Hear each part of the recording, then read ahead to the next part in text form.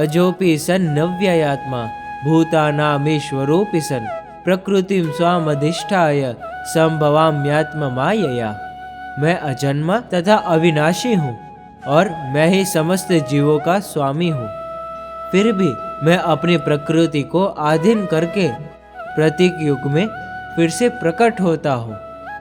सिर्फ रावण और कंस को मारने नहीं, सिर्फ महाभारत का युद्ध कराने नहीं, आपको मर्यादा सिखाने, प्रेम का महत्व सिखाने, गीता का ज्ञान देने। यदा यदा हि धर्मस्य ग्लानिर्भवति भारत अभ्युत्थानमधर्मस्य तदात्मानं सृजाम्यहम् परित्राणाय साधूनां विनाशाय च दुष्कृतां धर्म संस्थापनार्थाय संभवामि युगे युगे।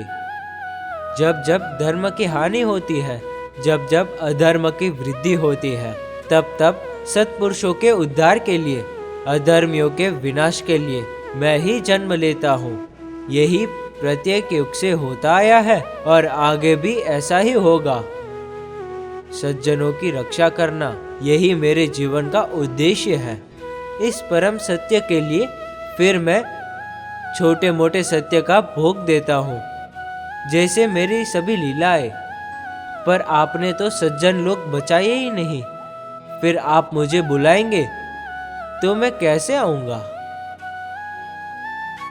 जन्म कर्म च मे दिव्यम एवं यो वेत्ति तत्वतः त्यक्त्वा देह पुनर्जन्म नेति मामेति सोऽर्जुन। हे अर्जुन, मेरे कर्म और जन्म निर्मल और अलौकिक है। जो मेरी इस दिव्य प्रकृति को जानते हैं वे शरीर को त्याग कर फिर जन्म को प्राप्त नहीं होते, किंतु मुझे ही प्राप्त होते हैं। मुझे कई लोग चोर कहते हैं, छलिया कहते हैं, क्योंकि इन्होंने मुझे जानने की कभी कोशिश ही नहीं की।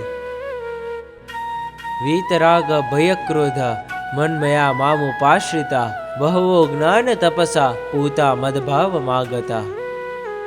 जिनके राग, द्वेष, भय तथा क्रोध हमेशा के लिए नष्ट हो चुके हैं और जो मेरी शरण में आकर प्रेम पूर्वक स्थित रहते हैं, वह भक्त उपर्युक्त ज्ञान योग तप से पवित्र होकर मेरे स्वरूप को प्राप्त हो चुके हैं।